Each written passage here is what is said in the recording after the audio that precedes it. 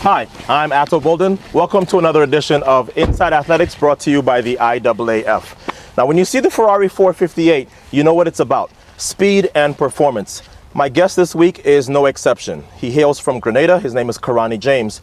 2 years ago, that small island had never had a world or Olympic champion. They now have both, thanks to him. I sat down with him in Eugene, Oregon. Karani, welcome to Inside Athletics. Thanks. It's good to have you interview me, man.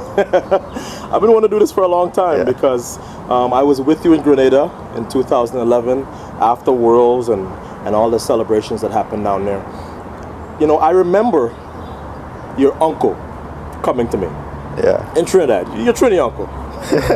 And he said, yeah, I see what's going on in the landscape now, but I have a nephew in Grenada. You have to understand, I hear this story all the time. So I was like, yeah, you have a nephew in Grenada. And then, as you know, I saw you at, I believe it was World Youths. Yeah. And immediately I knew. There's so many people, though, that never make that transition from junior to senior. And yet, here you are, 20 years old, literally at the top of your event. Yeah. You feel like you can attribute that to one or two specific things? You know, I think is how fast an athlete matures, you know, and when they get to realize, you know, the opportunity that they have to do something very positive for their family and their country. Yeah. You know, so a lot of athletes, you know, after the World Youth Games and the World Junior Games, they kind of, you know, take a step back and lose their hunger. Yeah. You know, but that wasn't the case for me because, you know, I had a lot of great people around me to help facilitate, you know, and for me to keep my motivation going. And, you know, I have to, you know, say thanks to them for really helping me and guiding me along the way so I can do what I'm doing right now. I feel like that's maybe the most amazing part about you because as far back as I can remember, you have always had this sense of this is not just about me. And I know certainly a lot of athletes at 18, they think it's all about them. Yeah. What do you think that's, why do you think that's because? You know, I mean, to me, it never is about you. You know, I think the last person you should think about is you. You know, when you have so many people, you know, looking out for you and hoping to see you do good. You know, in my case, my country, we're only 100,000 people. 110. You know, yeah, and you know, I can go on record and say that we are the most proudest people in the world. Absolutely. You know, every time something positive happens to the country, you know, we take it to the extreme, man. You know, we really take it to the extreme. Yeah. And that just shows you how much people really care and how much they want to see the country, you know, move forward. You know, and I'm just happy to be a part of that and to, you know, to do that through athletics.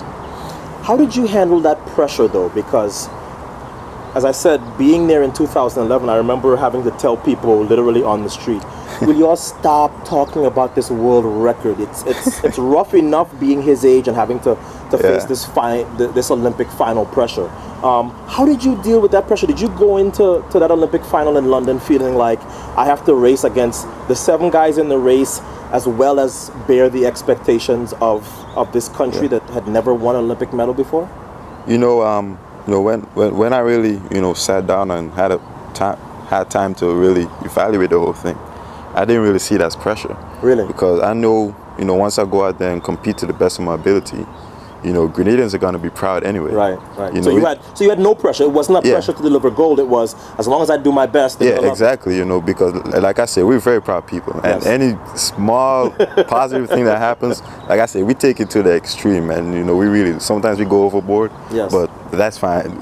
you know, but you know, like I said, it wasn't no added pressure because I know that, you know, Grenadians are proud people, and once I go out there and do my best and just put Grenada out there, you know, they're going to be proud of that. Yeah.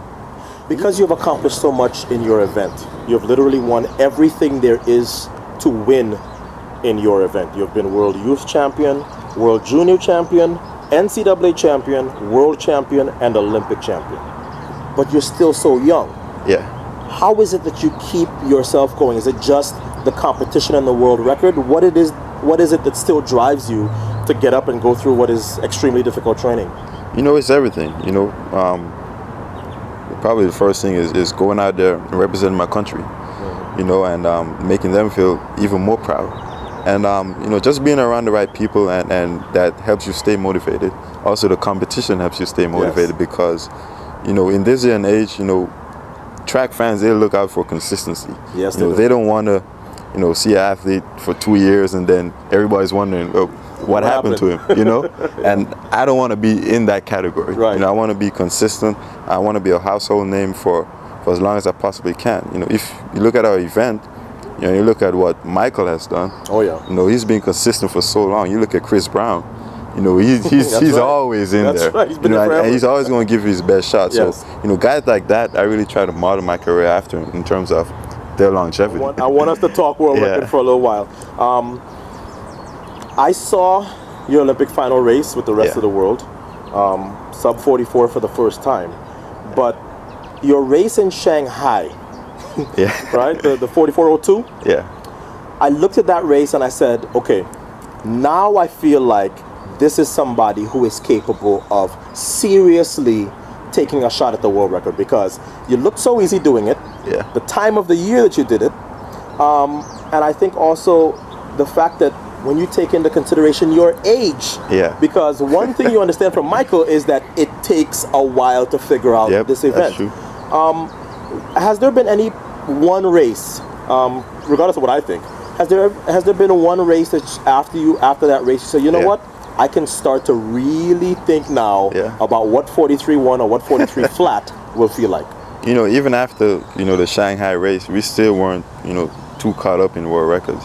Right. You know, we were, as soon as that race was over, we start talking about consistency. Right. You know, because if you, like, I go back to reference Michael again, he was consistent, very consistent, yes, before he broke the record, and he broke it when he was what, 31, 32? 30, yes. Yeah, so I mean, and I'm only 20, so I still got, you know, 10, 11 years to really figure out things. Yes. You know, but it just, to me, it just shows and indicates that I'm on track to do some great things. But like I always say, it doesn't guarantee anything. You know, I still have to stay level-headed. I still have to listen to my coach. I still have to take the competition as seriously as possible. You know, I can't be focusing on the world record and not be focusing on the guys that I'm competing against that are very, very hungry. That's right. You know, we've seen it today at the Prefontaine meet. So, I mean, it's still something we don't think about too much. I mean, we do, but we're not obsessed with it or anything like that. You know, if it's going to happen, it's going to happen. But often now we just focus on being consistent and just trying to get to that next level. Well, Karani, you are one of the brightest young stars in this sport. I have been just thrilled to see what you've done for the Caribbean and the island of Grenada. So I wish you continued success, my brother.